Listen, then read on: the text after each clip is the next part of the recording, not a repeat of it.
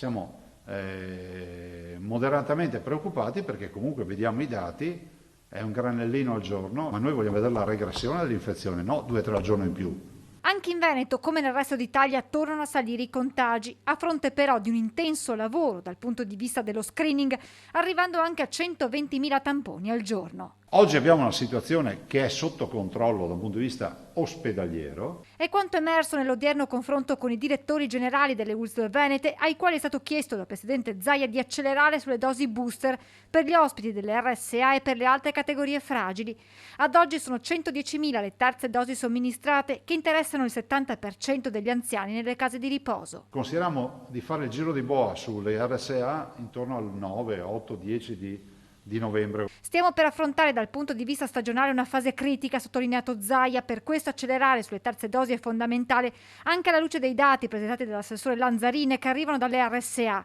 Se il bollettino di giovedì scorso vedeva tra i 30.000 ospiti 28 positivi, oggi se ne contano 98, a pesare i cluster in una struttura di conserve e in un IPAB di Vicenza. Intanto Zaia invita la comunità scientifica a livello nazionale ad un ragionamento sull'opportunità o meno di un test sierologico che verifichi la carica anticorpale dei cittadini. Analisi che deve tener conto, spiega il governatore, di un problema logistico legato ai costi, ma non solo. Il primo tema è la comunità scientifica nazionale, il CTS, ISS e il Ministero della Salute. Cosa ci dice rispetto a questo? Perché giustamente molti cittadini avanzano questa istanza. Oggi intanto è scattato il D-Day dei vaccini, al via infatti la campagna anti-influenzale con il vaccino che potrà essere somministrato contemporaneamente alla terza dose del siero anti-Covid, sia negli hub vaccinali sia dai medici di medicina generale. Mentre è stato raggiunto a livello nazionale un accordo con le farmacie per la somministrazione dell'anti-influenzale. Faranno quelli a libero mercato, nel senso anche altre persone che vogliono vaccinarsi possono andare in farmacia, acquistare l'anti-influenzale e possono farlo direttamente in farmacia.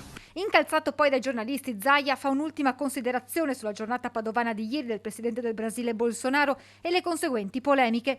Stiamo parlando della visita di un capo di Stato che ha tutte le connotazioni di un tour privato, sottolinea il governatore. Non siamo noi chiamati a celebrare i processi, soprattutto quando riguardano fatti di altri paesi. Trovo, secondo me, poco edificante che si dia uno spettacolo come quello che si è visto ieri. Io dico, bene, sto signore ha dei problemi nel suo paese, se la vedrà col suo paese, ma non siamo noi chiamati a celebrare o decidere chi se ha torto lui o ha ragione lui.